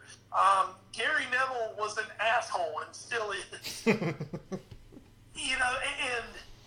I mean, even I'll tell you, as a Liverpool fan, God, as a Liverpool fan, I still want to see Rio Ferdinand tear his ACL in the World Cup. I still fucking hated Wayne Rooney. I mean, and then we just went through that little mix where we knew we sucked, and we had horrible managers, and we knew we sucked. So nobody liked those teams. Well, now suddenly you've got this young English team. They're dynamic. I mean, okay, Harry Kane's the biggest personality on this squad, I guess, right? You would guess. If you say personality, I mean, as in, worldwide known, I don't know. Would Delhi actually be more of a person? Yeah, but I mean, here's my thing. When you when you say, hey, name one player for Colombia, James. Name one player for Brazil, Neymar. Name one player for Portugal, Ronaldo. Sure. I mean, when you name one player for England, it's Harry Kane. Yeah, okay, I'll give you that. Yeah, that's fine. Yeah, I mean, it's not, Delhi, no. But you've got Harry Kane. So let's say Harry Kane's kind of the biggest, and when I say personality, I don't mean he's flashy and doing all this stuff. Right. I mean, he's kind of the face of this English team. Sure, yes. Okay, we'll say that. He's the face of this English team. Yes. You've got Jordan Henderson, and I want to throw a special little love to Jordan Henderson. Y'all know he's my boy anyway. Jordan Henderson has taken the fact that Gareth Southgate made Harry Kane the captain of this team. Because remember, before that, Henderson was the English captain. Yes. I think he has taken that so well. Yes. And I think he and Harry Kane actually complement each other so well. I mean, yes, Harry Kane has the armband. I think Jordan Henderson is basically like the co-captain of this English team. Sure, yes. I think he does so much to help organize. I mean, he's always in the ref's ear. He does a lot of things that a captain does. And I mean, obviously, he's the captain of Liverpool. He's in on that. But so you got Jordan Henderson. You've got these guys who, yes, they're known. But I mean, the most controversial person on this team is Raheem Sterling. Yeah. And what's he ever really done? As long as you don't listen to the Sun, he hasn't really done that much. I mean, other than, yes, he pissed Liverpool fans off immensely. But I mean, these aren't guys who are, they're not this massive tabloid fodder. Yeah. They're not guys who are out, we saw Harry Kane and Jordan Henderson out partying till 4 a.m. the night before the match. No one's banging each other's wives on this team that we know of. Yes, yeah. I don't think there's anyone other than maybe Raheem Sterling who's just infinitely hateable on this team. And I think that's just so big because I think for the first time in maybe 25, 30 years, I think the country are really embracing this team. And it took a while. Yes, they did not have the massive expectations. Yeah. So they couldn't fully disappoint everyone. They still will eventually, but it's not as bad as it could have been. They don't, it's not.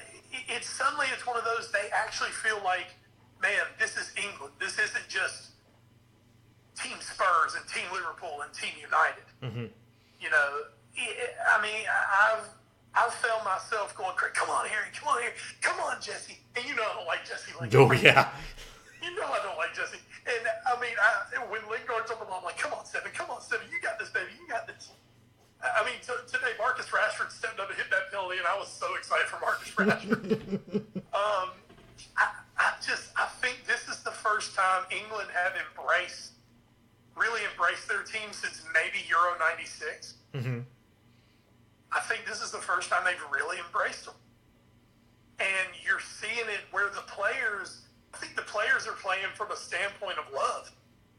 Instead of a standpoint of, okay, just don't fuck this up and mess up my brand, or, put me in the spotlight as being the guy who screwed everything up. Like Jordan Henderson missed that penalty today, and like I said, they're going to blame him. and every one of those guys is like, hey, man, hit. And Henderson himself, just being Jordan Henderson, is like, all right, hey, head up. Here we go. We still got a chance here. And I think it's a different feel around this England team. You don't have that cocky asshole of a manager. Yeah. You know, you don't have the Sven Goran Eriksson. You don't have Capello, who just thought he was God's gift to football. You don't have Big Sam, who for some reason thinks he's God's gift to football. You don't have Roy, who just inspires no confidence in anything. You don't have Steve McLaren, who we're still trying to figure out how he became a national team manager. I mean, and you know I wasn't the biggest fan of the Southgate hiring, but I also said, well, let's give him a chance. You know, I'll give him a chance. Let's see what he can do. And they're ready to knight him after a round of 16 win. Yeah. So, I mean, just to wrap it up, I know, folks, I get long on Liverpool and England. It's who I am. It's what I am. I mean, England are in a great opportunity. I'm already dreading it because I just know we're going to lose. But that's a good thing for me. I need to know that we're going to lose, so then I can be excited if and when we win. So England, this is it's been a great run. They're back in the quarterfinal. They do have a chance. The bracket is opened up for them. And man, right now, just enjoy the ride. Well, and that's what I was going to kind of wrap up our World Cup talk with. Is I believe it was last week we talked about, you know, England, they are likable. They have had a good run. And, you know, we didn't know exactly who they'd be playing last week when we talked, but we knew they would be in the round of 16. And we kind of started thinking, well, you know, they might get matched up potentially in the quarterfinals with Brazil if they end up on that side of the bracket. And, you know, if they fall in the round of 8 to Brazil in a good match, you know, that's it'll hurt in the moment, but it's still a pretty feel-good result for England overall. Now that you're playing Sweden and you're on the quote-unquote easier side of the bracket, does that change that feeling anything where now it's like, well, now we're a better team. We should be making at least now the semifinals and maybe even the finals?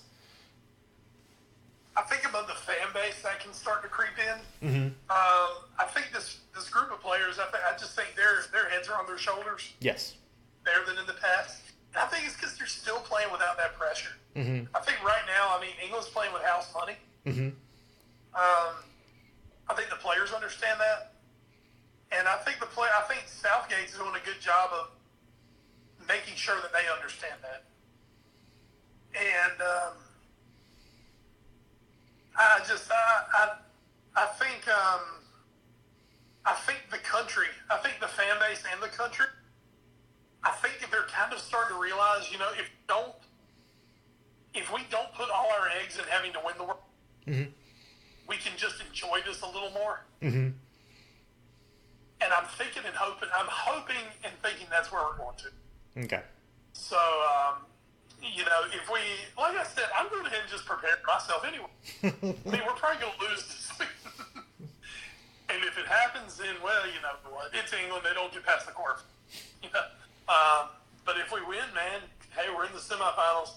And of course, going back to my whole part of being, you know, normally I'm West positive Bradshaw. Here, obviously, I'm so negative it's not funny. But, you know, someone said today on the broadcast that this England team has made it about, you know, we don't follow the narrative, we write the narrative. Mm-hmm. And I think that's so big in the attitude.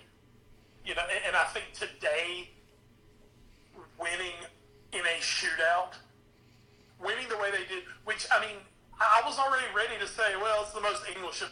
Yeah. Because you blow a late lead, and then you lose on penalties. And that's just how it works. This England team, hopefully from here on out, they're writing the narrative, which is really England to get past the quarterfinals. Yeah. All right, yeah, we don't win on penalties either. Done that. Yeah. So, you know, let's see if, man, I'm ready with this team. It's coming home, dude. It's coming home. It's coming home. So you know, I watched the old video today, the It's Coming Home video, from I think it was from 1998 or something. It's so bad, it's amazing. Yeah, you should totally watch it on YouTube. It is so bad, it's amazing. But yeah, man, I mean, just get behind them and ride the ride with the Lions. Well, it's going to be fun. So again, July 6th, Uruguay plays France and Brazil plays Belgium to go to the semifinals. On the 7th, Russia plays Croatia and Sweden plays England. Now, between now and our next pod, the semifinals will also take place because the semifinals take place next Tuesday and Wednesday. So from this moment, to next time we pod, we could end up talking about, well, God, how is England going to match up against Brazil in the final? Oh, Jesus Christ. Shut up, man. But never know. Never know. We're still a ways away from that. But that, I'm just saying, giving our wonderful listeners a possible preview from one. What does Doctor Strange say? I've viewed 14 million possible outcomes. Well, how many does England make the final? One. No, Ed. How many do we win? One. Oh, Steven. Oh, Stevie. Stevie's strange. All right. Oh, I love you. I'm sure he's delighted today. Hell yeah. Real quick, news and notes. We talked about Wayne Rooney. He's going to DC United from Everton. Good for him. Whatever. Who really cares? Yeah. Doesn't matter. He's there. He's there now. We don't have to talk about it anymore. Dave Saracen, the man who had been captaining the U.S. national team side, is going to have his contract extended to the end of this year. But a coach could still be hired before the end of the year, so who knows? Who cares? Whatever. I think one thing they're waiting for those World Cup games. Yeah. Might be somebody from who knows. Yeah, it's not going to be. This wasn't on the docket, but I did see before I came in here. Actually, it will not be Jurgi Low. He will be retained through his contract, which ends in 2022, at least as of right now. So he is. How about Juan Carlos Osorio? Why not? Come on over. We haven't built the wall yet. Oh, God. Never mind. And 3 transfers, 1 coming into the Premier League, 2 going out. Socrates Papadopoulos is coming over from Borussia Dortmund to Arsenal. Good or bad, Wes? Or whatever. I mean, Arsenal suck at the back, so no, I think your Unai Emery's doing some pretty good business. Mm-hmm. And they're doing it quietly right now, obviously with the World Cup going on. I mean, he knew he had to come in and improve that defense. Mm-hmm. Socrates, he's experienced. He's 30. He's played for big teams. I mean, he's played for Dortmund. He's played for Milan. Mm-hmm. I mean, I'm not saying he's going to come in and be a home run, but compared to what they've had lately, he should come in and walk right into there. I think he's going to walk. There you go. Also, the Premier League leaving. One of them is Dusan Tadic. The Deuce is loose from the Premier League. He is going to Ajax. And Johan Cabaye is going to a team. Which one? Oh, yeah, you're right. Johan Cabaye is leaving Crystal Palace for some team I've never heard of. So, bye, Johan. Do you know what country they're in? I don't know. Let me just look it up real quick because I actually want to look this up. Something. He's now playing for it's an Emirates club. So. Oh Jesus God! Never to be heard from again. Al Nasser Sports Club. So. Yeah, he'll be working on the stadium soon. They do have a couple Brazilians, so there's that. There's that. Now, Ed, I don't know, maybe you looked at it or anything, but I know this isn't a finalized transfer, but this is about as close as we've heard of anything happening. Ronaldo to Juventus. Really? Oh! Wait, what? I've heard of this. This has been going on all afternoon. Yeah, this broke in the afternoon. It's been going on. They're saying there's a chance of a €100 million move for Ronaldo to actually go to Juventus. What? Well, and it's weird because when you first started talking, I was like, because I think we missed last week that Gigi Buffon is actually heading from Juventus to PSG, which was a very interesting. I think we kind of know that for a while. Yeah. But no, this is. I mean, I'm pulling it up now, but this is the first I've heard about this. And saying this is quote almost certain Cristiano Ronaldo will join them this summer. Wow. Huh. Said Madrid will accept a 100 million euro. Yeah. So then I think it's kind of up to Ronaldo. Does he want to go? I mean, I don't know. I'm gonna tell you, man. Juventus are putting together an interesting squad. Yeah. I mean, they're kind of like, you know what? We know we've been close. We need to move some guys out, and we need to bring some guys in. I think they're kind of going for it. Yeah. Well, I think they kind of have to, because aren't they sort of an older roster, or am I crazy? Yeah, they're a little older. There's word he might be on the way out. Mm-hmm. And another striker coming in. So, I mean, Juventus are definitely making some moves this summer. We'll have to get into that, obviously, maybe when the World Cup's over and we start really looking at the transfer window. Yeah. There's a lot going on. But Ronaldo obviously would be the super story of the summer if he moves. Yeah. Wow, that sort of came out of nowhere. At least to Juventus. Today, yeah. Just, man, what the hell? Wow. All right. Well, I was about to bring up our weird story on News and Notes, but I guess that kind of supplants it. We'll just quickly mention this other story, though, coming out today. John Obi Mikel from Nigeria played in the match in the group stage against Argentina, despite the fact that his father was kidnapped. He told David Heidner of The Guardian, "I played while my father was in the hands of bandits. I had to suppress the trauma. I took a call 4 hours before kickoff to tell me what had happened. I was emotionally distraught, and I had to make the decision about whether I was mentally ready to play. I was confused. I did not know what to do, but in the end, I knew that I could not let 180 million Nigerians down. I had to shut it out of my head and go and represent my country first. I could not even inform the coaches or NFF staff, and only a very tight circle of friends knew." We've talked a lot about mental fortitude on the pod today. This is insane. And also, his dad's okay. They have rescued him. He is good. But Wes, this is, we'd be lying if we said that this wasn't the first time we've ever talked about a family member of a soccer player being kidnapped. But this is to go out and play in that situation with that on your mind. I can't even imagine what kind of mental strength that takes. I mean, totally. Just the fact that you're on the biggest stage in the world, and there's your dad being kidnapped. That's crazy. And the fact that he was able to play through it and keep it down. But that's an unfortunate problem in some of these third world countries. Really, when you quote make it out. Yeah. And you're the guy who gets money. They will target your family. Yeah. Oh, yeah. Because they're like, oh, well, hey, he's got money. He'll pay for him to come back. And, I mean, it's a terrible thing that happens. We've heard about it in the baseball players, especially down in Latin America, this happens. Yes. So, I mean, really, really sad John Obi Mikel had to go through this. Yes, but again, it does have a bit of a happy ending because his dad was rescued and he's okay. So good for you, John Obi Mikel.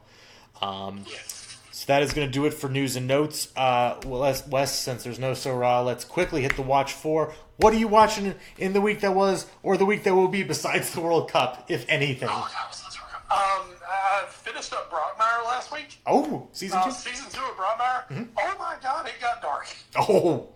It got super dark. Did not expect to hear that. Russian roulette and suicide dark. Oh.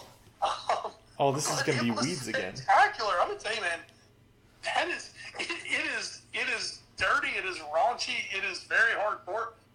That is such a well-written show. And it just has so many layers to it. So that was season 2. It was only an 8 episode season. I believe season 1 was 8 or 10 episodes. Apparently they have signed on for season 3 and 4. Wow. Okay. So we will be getting something coming up here, but it kind of ends with our sober. Huh? Yeah, sober. Went to rehab, ended up getting a job in rehab, and at last word, he is off to Oakland, apparently, to be their manager, or their announcer. Wow. So, nice little reunion to end the season. But man, I would definitely, if you can handle the, as I said, the raunchiness and the dirtiness of it, it's a really good show. There you go. That's on HBO, correct? No, that's on IFC. Ah, IFC. There you You go. get that over to network, son.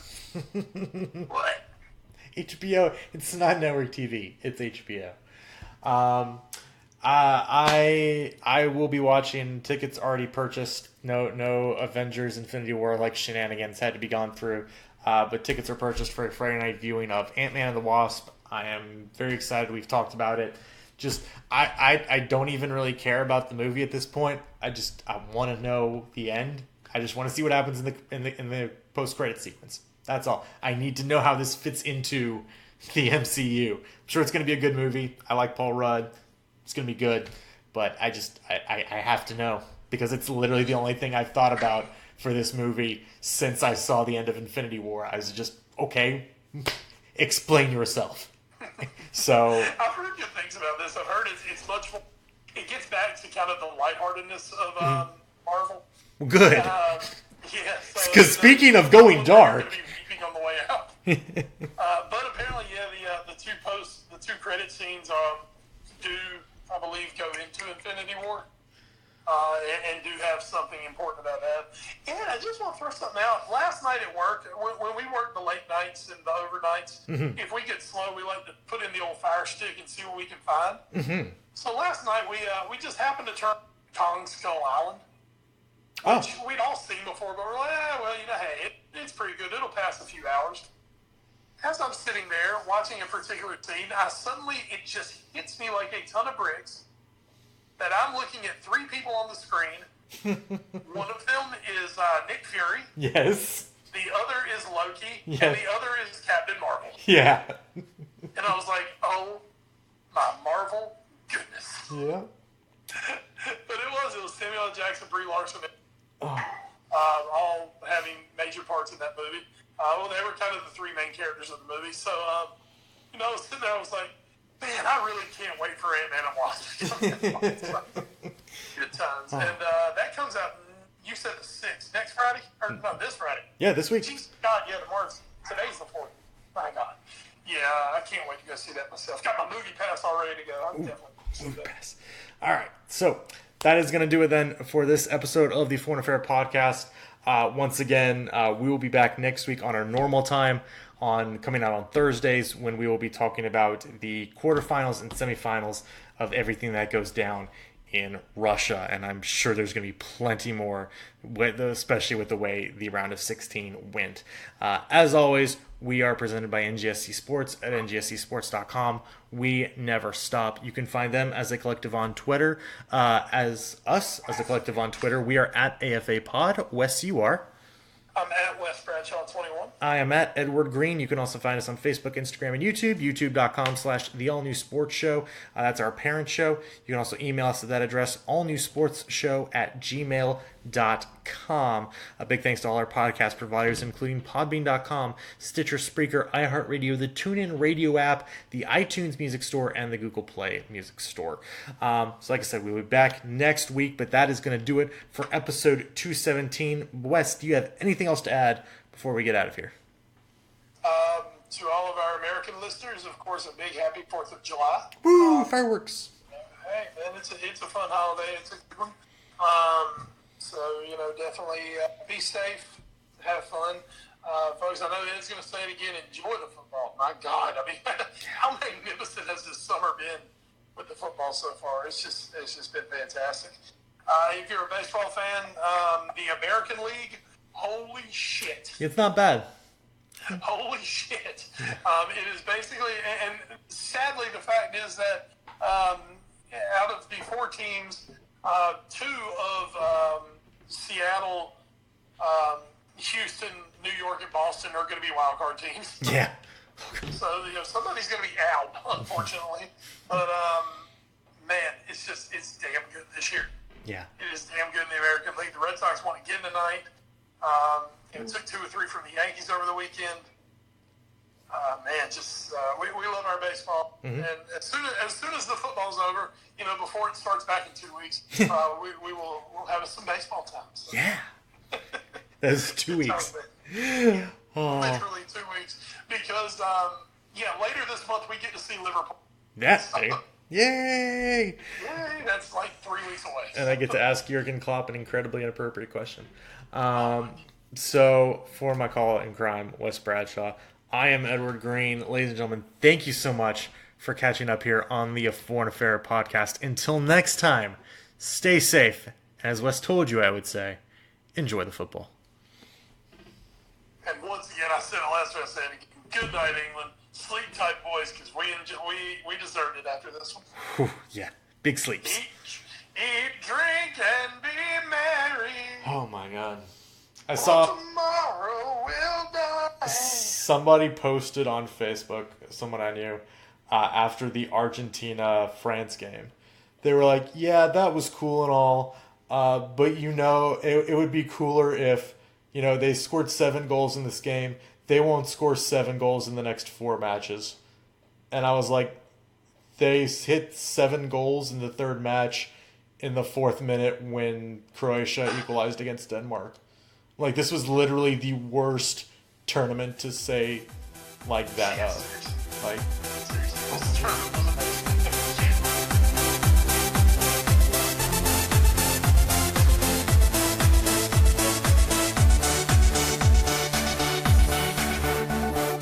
You're listening to NGSC Sports Radio. Hear us live on NGSCSports.com, where you can get awesome analysis for all things sport. Or check out our podcasts on iHeartRadio, Spreaker, iTunes, TuneIn, and much more. For our latest videos, head to NGSC Sports YouTube channel. Follow us on Twitter at NGSC Sports and like us on Facebook. NGSC Sports. We never stop.